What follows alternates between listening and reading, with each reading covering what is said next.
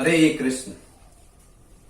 आज की इस भागवतम कक्षा में आप सभी का स्वागत है।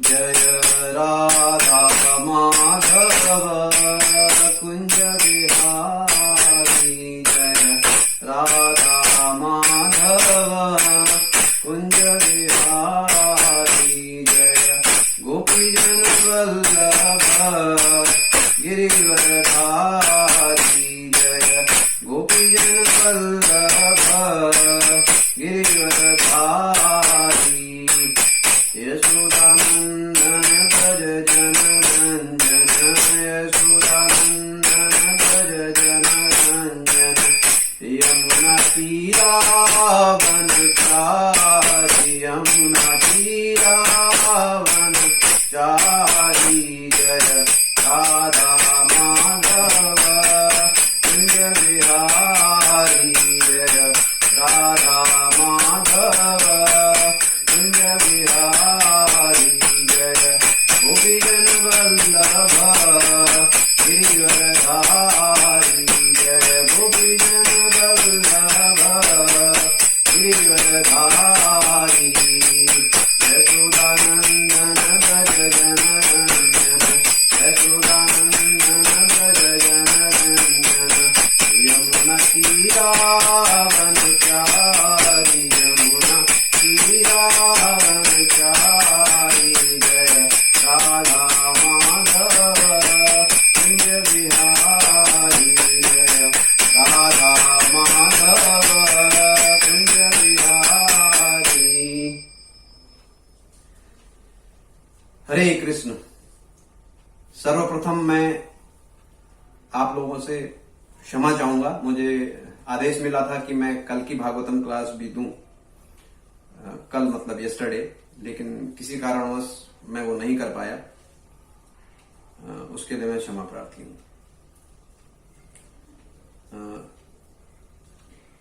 चतुर्थ स्कंद चतुर्थ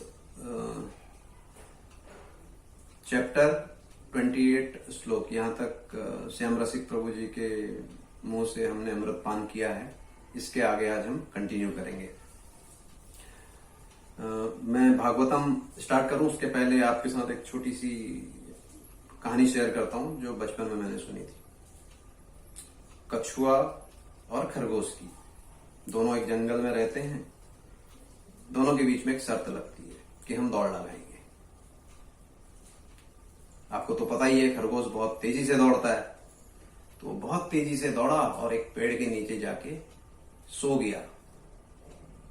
अच्छा, मुझे ऐसा क्यों लग रहा है कि आप में से बहुत सारे लोग ये सोच रहे हैं, यार प्रभु जी ये कहानी तो हमने बहुत बार सुनी है, आप हमको क्यों सुना रहे हैं।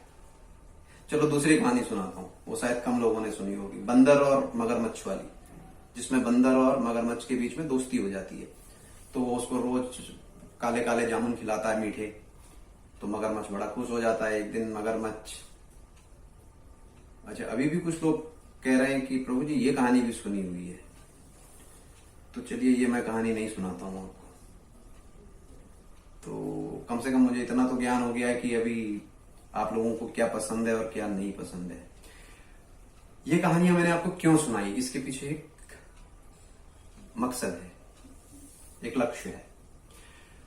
इस किस्म की कहानियां हम जब सुनते हैं बचपन में अपनी नैतिक शिक्षा के अंदर, तो उससे हमें एक शिक्षा मिलती है। लेकिन जब हम भागवतम की कथाएं सुनते हैं या भागवतम की कहानी सुनते हैं, तो उस समय हमारे मन में या हमारे हृदय में ये चीज नहीं आती कि ये हमने पहले भी सुना हुआ है, कई बार सुना हुआ है, हम ये इसको बार बार क्यों सुन रहे हैं। आपको भौतिक शिक्षा मिल सकती है जो हम सभी लोग करते हैं, पढ़ते हैं और अपने पेट पालन के लिए उसका उपयोग भी करते हैं, करना भी पड़ता है और करना भी चाहिए। नैतिक शिक्षा, समाज में कैसे रहना है, हमारे क्या मॉरल ड्यूटीज होने चाहिए, वो भी जरूरी है अपने चरित्र को बिल्डअप करने के लिए, बनाने के लिए। उसके ऊपर की चीज है आध्यात्मिक शिक्षा। अब ये जितनी भी कथाएं हम भागवतम में पढ़ते हैं, ये कौन सुना रहे हैं और किसको सुना रहे हैं, जो सुन रहे हैं उन्होंने कभी भी, जब वो सुन रहे थे तो हमें तो कहीं पर ये चीज बताई नहीं जाती कि परीक्षित महाराज ने बीच में कभी कहा वो महाराज थोड़ा देर रुकिए, मैं तो 7 दिन में अभी मरने वाला हूं और आप मुझे ये दक्ष महाराज की कहानी सुना रहे हैं, इससे मेरा क्या होने वाला है। ये सती की कहानी कथा सुना रहे हैं या शिव जी की कहानी कथा सुना रहे हैं, इन सब चीजों का मेरे से क्या मतलब है।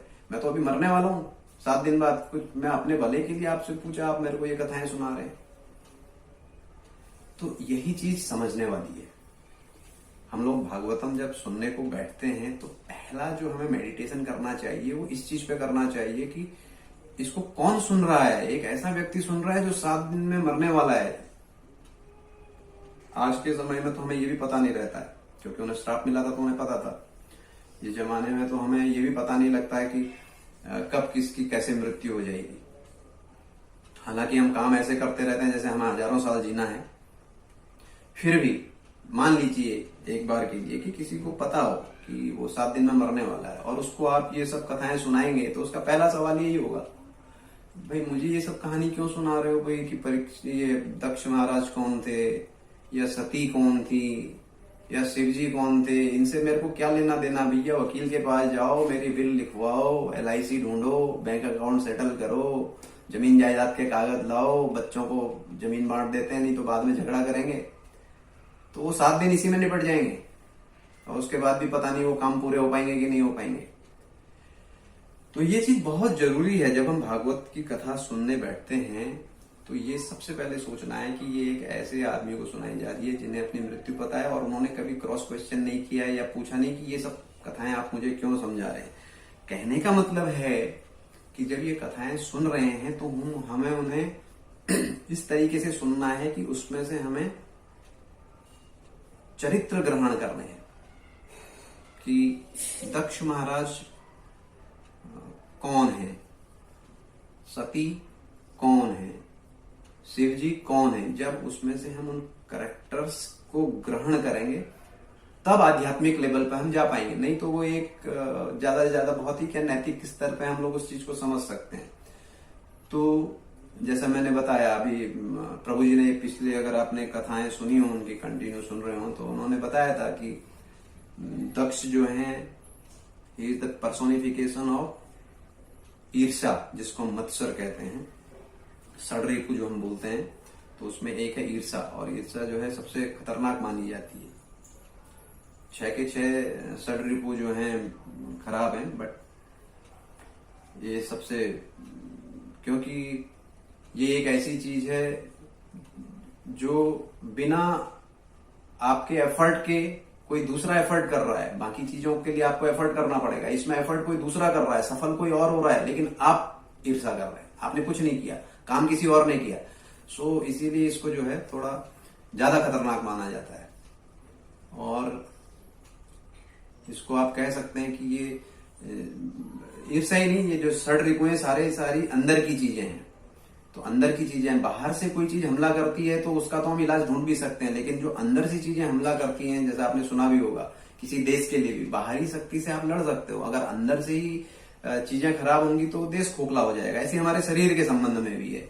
अगर हमारी कोई बाहर से वायरस अटक किया, जैसे अभी कोरोना या कुछ है, चलो आपने वैक्सीन बनाई कुछ, लेकिन जो अंदर ही अंदर आपकी बीमारी हो जाती है उसको ट्रीट करना बहुत खतरनाक होता है। जैसे आपने सुना होगा, शरीर की जो सबसे घातक बीमारी हम लोग मानते हैं, कैंसर को मानते हैं। कैंसर क्या है? कैंसर सेल हर एक के बॉडी में रहता है, लेकिन जब वो अनकंट्रोलेबल हो जाता है, अपने आप ही इतना ग्रो हो जाता है कि वो बाकी चीजों को हार्म करने लगता है, और फिर आदमी, उसकी अलग अलग स्टेज है। इसीलिए आपने देखा होगा हमारे इस्कॉन में ऐसे जो हमारे मनोरोग होते हैं उनकी केमोथेरेपी की जाती है ना। देखते होंगे आप, हमारे सबके बाल भी उड़ जाते हैं और फिर एक थोड़े से यहाँ पर बाल रखते हैं हम लोग, चोटी।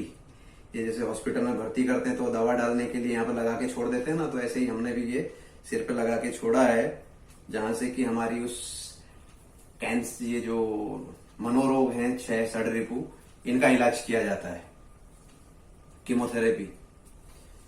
तो जैसे मैंने कहा कि किसी भी कैरेक्टर को जब हम कथा में सुनेंगे तो उससे हमें तत्व ग्रहण करना है। जैसे शिव जी हैं, मैं एक एग्जांपल दे रहा हूं। मैं उत्तराखंड का हूं तो वहां पर सैविज्म ज्यादा है, तो वहां पर जो शिव जी के फॉलोअर्स हैं, मैं जो आपको बता रहा हूं ये किसी दूसरे संप्रदाय को नीचा दिखाने के लिए या किसी को निम्न बताने के लिए नहीं कह रहा हूं, चीज को समझने के तात्पर्य से कह रहा हूं कि कई एक लोग वहां पर आपने देखा होगा कि अगर आप जाएं उत्तराखंड में, आज भी हरिद्वार ऋषिकेश साइड में, तो वो लोग नशा पान करते हैं। तो उनसे पूछो तो कहते हैं हम तो शिव जी के भक्त हैं, शिव जी भी धतूरा खाते थे और धतूरा एक फल होता है, उससे नशा होता है काफी। लेकिन वो शिव जी क्यों करते थे वो जानना पहले आवश्यक है। अगर आप शिव जी की तरह अनुकरण करना चाहेंगे तो फिर उनको आपको पूरी तरह से अनुकरण करना पड़ेगा। शिव जी धतूरा इसलिए खाते थे क्योंकि वो अपनी सारी अच्छी खाने वाली चीजें अपने आराध्य भगवान शिव क्या करते हैं, वो हमेशा राम के नाम का जप करते हैं। तो उनके आराध्य भगवान राम हैं और भगवान राम को वो जितनी भी चीजें अर्पण कर सकते हैं सब अर्पण कर चुके हैं। उनके पास सिर्फ एक धतूरा बचा हुआ है, तो वो धतूरा खाते हैं, इसलिए खाते हैं। कपड़े नहीं पहनते हैं, खाली एक छाल में रहते हैं, क्योंकि सारी चीजें जो भगवान को, उनके आराध्य को चढ़ने वाली सब चढ़ा चुके हैं। अब जो चीज एक बार आपने चढ़ा दी उसको वापस नहीं ले सकते हैं, इसीलिए भस्म रमाते हैं अपने शरीर में। वैष्णवा नाम यथा शंभु, बार बार सुनने को मिलती है ये चीज। वैष्णवों में जैसे शंभु हैं, शिव हैं। लेकिन कई बार इस्कॉन के हम जब तिलक लगा के जाते हैं तो लोग पूछ भी लेते हैं, अरे आप शिव जी को नहीं मानते हैं क्या, या शिव जी को? तो हम तो एक दूसरे आदमी को भी प्रभु कहते हैं। जब हम किसी को दंडवत करने का दंडवत प्रभु, प्रणाम प्रभु, हरे कृष्णा प्रभु कहते हैं। जब हम एक जीवात्मा को हम प्रभु से कह रहे हैं तो शिव का स्थान तो बहुत ऊंचा है, वो तो परम वैष्णव है। तो उनके प्रति हमारा कोई इस किस्म का भाव आ ही नहीं सकता है। अगर आ रहा है तो वो समझ गलत है, किसी की भी हो।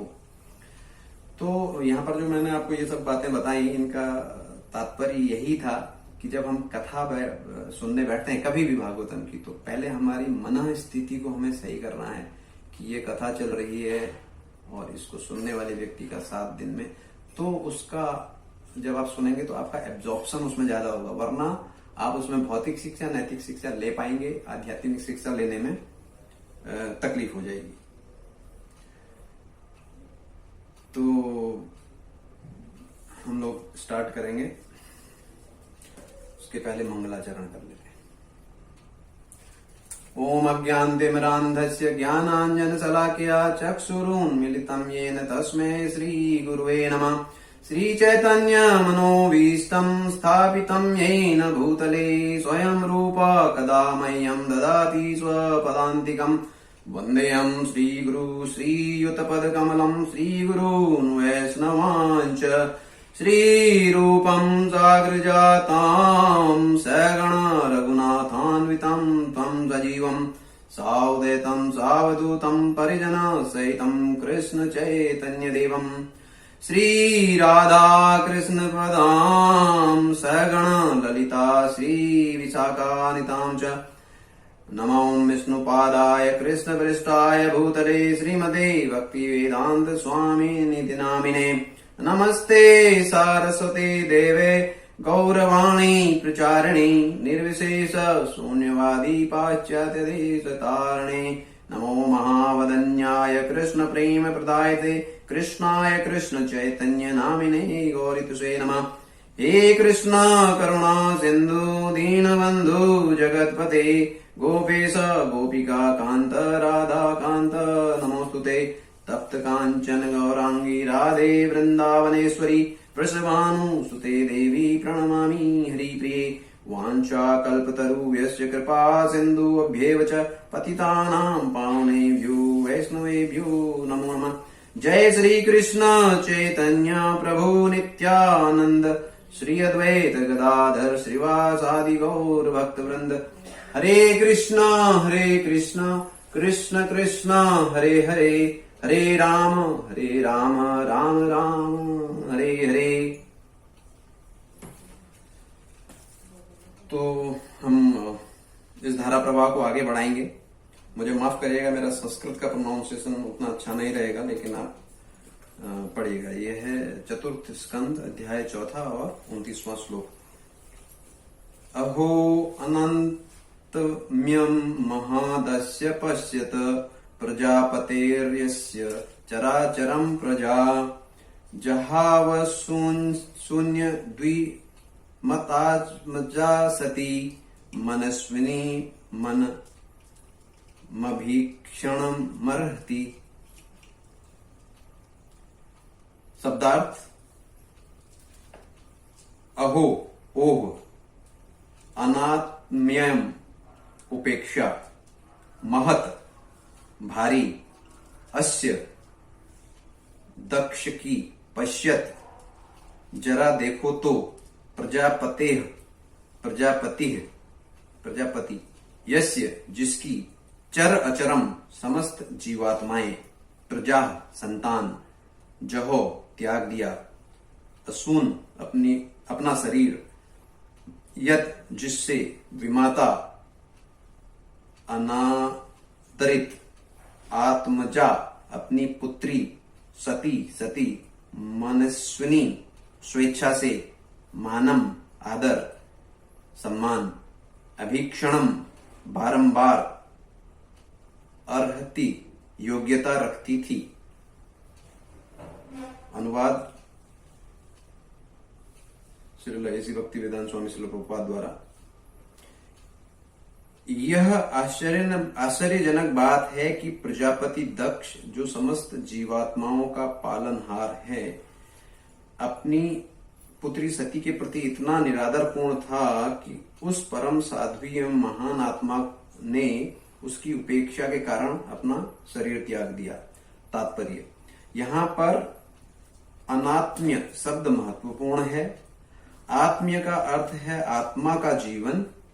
अतः यह शब्द बताता है कि यद्यपि दक्ष जीवित प्रतीत होता था, किंतु वास्तव में वह मृतक था, अन्यथा वह अपनी निजी पुत्री सती की उपेक्षा क्यों करता। दक्ष का परम कर्तव्य था कि वह समस्त जीवात्माओं के पालन एवं सुविधाओं का ध्यान रखता, क्योंकि उसे प्रजापति का पद प्राप्त था।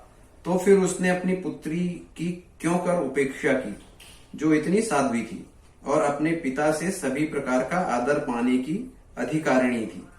अपने पिता दक्ष की उपेक्षा के कारण सती की मृत्यु ब्रह्मांड के बड़े बड़े देवताओं के लिए आश्चर्यजनक थी।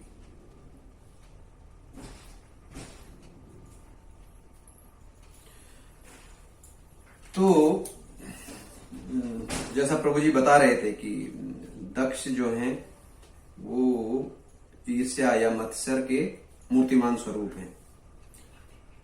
शिव जी के बारे में मैंने अभी थोड़ा आपके साथ में चर्चा करी। जब हम ये सब अपने शास्त्र पढ़ते हैं तो इसमें अलग अलग जगह हमें अलग अलग कैरेक्टर मिलते हैं। तो जैसे अभी दुर्योधन को देख लीजिए आप, मैं आपको दक्ष और दुर्योधन इनका थोड़ा सा कंपैरिजन करा रहा हूं। अभी दुर्योधन के पास देखिए क्या नहीं था, उनके पास सब कुछ था। वो राजकुमार थे, जो भी राजकुमार के पास जितनी भी सुविधाएं होती हैं सारे उनके लिए उपलब्ध थी। फिर भी पांडवों से वे द्वेष रखते थे। ऐसा नहीं था कि पांडवों ने उनका कुछ चीज छीन लिया था या उनके लिए कोई चीज कमी थी। जब बाद में भी अगर आप देखें तो पांडव तो 5 गांव के लिए भी सेटल होने के लिए तैयार थे, लेकिन मात्र ईर्ष्यावश वो जो है उनको वो देना नहीं चाहते थे। और उसके बाद आपको पता ही है कि कितना बड़ा युद्ध हुआ। इसीलिए जब मैं पहले भी बता रहा था कि जो सबसे बड़ा षड्रिपुओं में है वो जो है ईर्ष्या है। अगर आप सोचिए, अगर दुर्योधन को अपने भाइयों से ईर्ष्या नहीं होती, प्रभुपाद बहुत जगह पर लिखते हैं दुर्योधन जो है उनसे बहुत ईर्ष्या करता था। अगर ईर्ष्या नहीं होती तो इतना सब जो हम महाभारत है ये सब होता ही नहीं। उसके बाद क्रोध और वो सब चीजें तो है ही है। हमने अपने कई सीनियर लोगों से सुना है कि ये एक ऐसी चीज है ईर्ष्या कि आप आध्यात्म में आने के बाद भी ये आप पे अटैक कर सकती है। जैसे कई एक बार मंदिरों में, मुझे लगता है गौर गोपाल प्रभु या किसी ने कोट दिया था कि मंदिर में आने के बाद भी कई एक बार देखते हैं कि कोई भक्त है, उसकी अचानक से आध्यात्मिक प्रगति होने लगती है, तो दूसरे के दिमाग में आने लगता है, अरे ये अभी 1 साल से या 1 महीने से मंदिर आना इसने स्टार्ट किया और इसको ऐसे ऐसे रियलाइजेशन हो रहे हैं, हम तो पिछले 10 साल से 15 साल से माला जप कर रहे हैं, बिल्कुल हाथ भी रगड़ गया है लेकिन कुछ प्रगति नहीं हो पा रही है। तो ये चीज अभी देखिए, वो उन्होंने अपना आध्यात्मिक प्रगति करी, आपको नीचे करके नहीं करी, उन्होंने अपनी करी। लेकिन ईर्ष्या एक ऐसी चीज है कि उनकी प्रगति से दूसरे को तकलीफ होने लगती है। तो ये जो ईर्ष्या है ये छोड़ती नहीं है। अगर आध्यात्म में भी चले जाएं तो इस चीज पे कंट्रोल रखना बहुत जरूरी है और इस चीज को पहचानना भी बहुत जरूरी है कि आपके जो सिम्टम आ रहे हैं वो किस चीज के हैं। अभी फॉर एग्जाम्पल, अभी जब महाभारत का युद्ध हो रहा था तो जब अर्जुन कृष्ण से कहते हैं कि मेरे हाथ से गांडीव खिसकने लगा है, अब ये गिर रहा है, अभी आज के तारीख में आप जाएंगे तो डॉक्टर तुरंत कहेगा भैया ऐसा है कि आप जो हरे कृष्णा वाले हो, सब्जियां खाते हो, विटामिन B12 की कमी हो गई है और वो वेजिटेबल में मैं डालना भूल गया था, वो तो खाली मांसाहार में मिलता है, इसलिए कमजोरी आ गई, आपका हाथ पांव हिल रहा है, इसलिए गांडीव नीचे गिर रहा है। चलो जाके कहीं, है ना, चौराहे पे जाके अंडा भुर्जी खा के आएंगे, विटामिन B12 मिलेगा, फिर लड़ाई करने चलेंगे। लेकिन नहीं, ये गलत डायग्नोज है। कृष्ण भगवान ने तुरंत उस चीज को पकड़ लिया। तो उनको पता है ये एक मनोरोग है, तो एक मनोरोगी को कैसे हैंडल करना है, उन्होंने उसको उस तरीके से हैंडल किया। तो ये चीजें हमारे लिए भी लागू होती हैं। ये जो भगवत गीता का जो ज्ञान दिया गया, ये सिर्फ अर्जुन के लिए नहीं है, ये आने वाले समय में उस किस्म की तकलीफें सबको होने वाली हैं, भगवान को पता है। इसीलिए उन्होंने वो जो ज्ञान दिया उनको अर्जुन के माध्यम से वो ज्ञान हम लोगों के लिए ही है। तो अगर पहली चीज तो जैसे मैंने कहा कि डायग्नोसिस, पहली चीज हमें ये डायग्नोसिस करनी पड़ेगी कि क्या ये चीज ईर्ष्या हमारे अंदर आ रही है। अगर आ रही है तो उसका हमें कैसे इलाज करना है। नहीं तो हमारा भी हाल, जैसे प्रभु जी कल अपने कथा में बता रहे थे, दक्ष कोई छोटे मोटे आदमी नहीं थे, वो भी एक बहुत महान पात्रता है उनकी भी। लेकिन क्योंकि वे एक ऐसे शत्रु से लड़ रहे थे अपने अंदर ही अंदर, जिसको हम मत्सर कहते हैं, ईर्ष्या कहते हैं, तो उसके बाद हम देखते हैं कि उनका क्या हाल हुआ। शिवजी जैसे महान वैष्णव की उन्होंने अनादर किया। तो यहाँ पर ये सीखें हमें सीख लेनी है। जैसे मैं बता रहा था कि शिव परम वैष्णव में, एक परम वैष्णव का अनादर करने से क्या होता है, ये इस चीज से हमें सीख लेनी है। और वही परीक्षित महाराज जब सुन रहे थे तो ये सब ज्ञान इन कथाओं से वो ग्रहण कर रहे थे। अब अगले श्लोक में जाएंगे 30वें पे। सोयम दुर्हृदयो ब्राह्मधुक्र लोके अपकीर्ति महतीपवाप्स्यति यदंगजा स्वयं पुरुष द्विदुम तथा न प्रत्येस धन्यमृत ये पराधत। स शब्दार्थ स वह अयम यह दुर्मर्ष हृदय कठोर हृदय ब्रह्मधृक ब्राह्मण होने के अयोग्य च तथा लोके संसार में अपकीर्तिम अपयश महतीम अत्यधिक अवाप्यस्य प्राप्त करेगा यत अंगम जाम जिसकी पुत्री स्वाम अपने पुरुष द्विद, शिव का शत्रु, उद्यताम उद्यत तैयार, न प्रत्यसेधत रोका नहीं, मृत्ये मृत्यु से, अपराधतः अपने अपराधों के कारण। मैं फिर से क्षमा चाह रहा हूं, मेरा संस्कृत का उच्चारण बिल्कुल भी सही नहीं है, कृपया मेरे साथ बने रहें। शब्दार्थ, ऐसा दक्ष जो इतना कठोर हृदय है कि ब्राह्मण होने के अयोग्य है, वह अपनी पुत्री के लिए किए गए अपराधों के कारण अतीव अपयश को प्राप्त होगा, क्योंकि उसने अपनी पुत्री को मरने से नहीं रोका और वह भगवान के प्रति अत्यंत द्वेष रखता था। तात्पर्य, दक्ष को यहाँ पर अत्यंत कठोर हृदय कहकर ब्राह्मण होने के अयोग्य बताया गया है। कोई टीकाकार ब्रह्म ध्रुक का अर्थ ब्राह्मणों का मित्र लगाते हैं। जो व्यक्ति ब्राह्मण कुल में उत्पन्न होकर ब्राह्मण के गुणों से रहित होता है, वह ब्रह्म बंधु कहलाता है। ब्राह्मण लोग सामान्यतः अपनी कोमल हृदय, अत्यंत कोमल हृदय और सहिष्णु होते हैं, क्योंकि वे मन तथा इंद्रियों को वश में रखते हैं। किंतु दक्ष सहिष्णु न था, केवल इसलिए कि उसके जामाता शिव उनके सम्मान में खड़े नहीं हुए। वह क्रुद्ध हो गया। वह इतना कठोर हृदय था कि उसने अपनी परम प्रिय पुत्री की मृत्यु भी सहन कर ली। दामाद तथा ससुर के बीच उत्पन्न भ्रांति को दूर करने के लिए बिना आमंत्रण के अपने पिता के घर जाना और वहां पर दक्ष द्वारा उसका स्वयं का सत्कार न होना, इन सबको भुलाने का सती ने भरसक प्रयत्न किया। किंतु दक्ष इतना कठोर हृदय निकला कि वह आर्य या ब्राह्मण कहलाने के अयोग्य था। उसकी अपकीर्ति अभी तक चल रही है। दक्ष का अर्थ है पटु, और उसे यह नाम इसलिए प्राप्त था क्योंकि उसने सैकड़ों हजारों संतानें उत्पन्न की थी।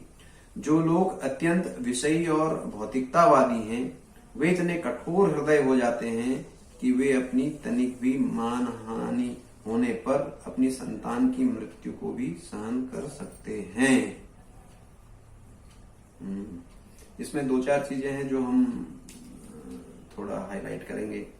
एक तो यही है, जैसे आपने अंत में सुना कि वे लोग इतने कठोर हो जाते हैं कि तनिक भी मान हानि होने पर अपने संतान की मृत्यु भी सहन कर सकते हैं। आपने सुना होगा कई बार ऑनर किलिंग कहते हैं। अपने परिवार की या अपने लोगों की इज्जत रखने के लिए अपने बच्चे की ही जान ले लेते हैं। स्पेशली नॉर्थ में कहीं कहीं जगह पे जहाँ जातिवाद या जहाँ पर अपना, यहाँ जो हमें तो पता है क्योंकि ये जन्म से ब्राह्मण क्षत्रिय वैश्य शूद्र नहीं होते हैं, क्योंकि इस चीज का ज्ञान हमें परंपरा से हमारे आचार्यों ने और उन्होंने दिया है। लेकिन जहाँ पर ये चीजें नहीं है और क्लियर नहीं है इस चीज में लोगों की मानसिकता, तो वहां पर वो सोचते हैं अरे हम क्षत्रिय हैं, हमारी लड़की ने दूसरे उसमें जाकर के निम्न कुल में या जातियों में जाकर के उसके लड़के से कैसे, तो उनको वो शादी करना पसंद नहीं है लड़की का, लेकिन उसकी जो है वो जान ले लेते हैं। तो इसको ऑनर किलिंग कहते हैं। कई बार आपने न्यूज में, टीवी पे और पेपर में देखा भी होगा। तो ये कौन कर सकता है? जो कठोर हृदय है वही कर सकता है। और अभी मैं कुछ दिन पहले एक लेक्चर में सुन रहा था कि भगवान जो है वो सिर्फ जिसका हृदय कोमल और विनम्र हो वो उसी को मिल सकता है। भगवान की कृपा जो है वो उसी को मिल सकती है जिसका हृदय कोमल और विनम्र हो। रघुनाथ दास गोस्वामी जी अपनी प्रार्थना में भी यही कहते हैं बार बार कि किस तरह से हम अपना हृदय कोमल करना चाहिए। इसीलिए हम जो जप करते हैं रोज, तो उससे हमारे हृदय की जितनी भी मलिनताएं हैं ये सब निकलती हैं। चेतोदर्पण मार्जनम जिसको हम कहते हैं, तो उसमें ये भी है, हमारे हृदय को ये कोमल बनाता है और तब उसमें भगवान वास कर सकते हैं। और तब जो बताई हुई चीजें तब वो ग्रहण भी होती हैं। एग्जाम्पल भी दिया जाता है कि जैसे पत्थर है, वो बहुत कठोर रहता है, उसमें आप कुछ भी उसको पानी में कितने भी दिन भी डुबा के रखिए, उसमें वो कोई भी चीज ग्रहण नहीं करेगा। लेकिन उसी की जगह अगर कॉटन रहेगा, कोई सूती चीज रहेगी, उसको आप पानी में डालेंगे, तुरंत वो चीज को एब्जॉर्ब करेगी। तो अगर हमारा हृदय, पत्थर कहते भी है ना, हिंदी में कहावत भी होती है, अरे यार कैसा पत्थर दिल है क्या तुम्हारा। तो पत्थर दिल से काम नहीं चलेगा, हमें अपने हृदय को एकदम मक्खन की तरह बनाना पड़ेगा। तो ये यहाँ पर जो हमने अभी श्लोक का तात्पर्य पढ़ा, उसमें ये चीज बहुत क्लियर है कि अगर हमें भगवान का साक्षात्कार करना है, भगवान को अपने हृदय में उतारना है, तो हमें अपने हृदय को बहुत कोमल करना होगा। आज के लिए इतना ही। हरे कृष्ण।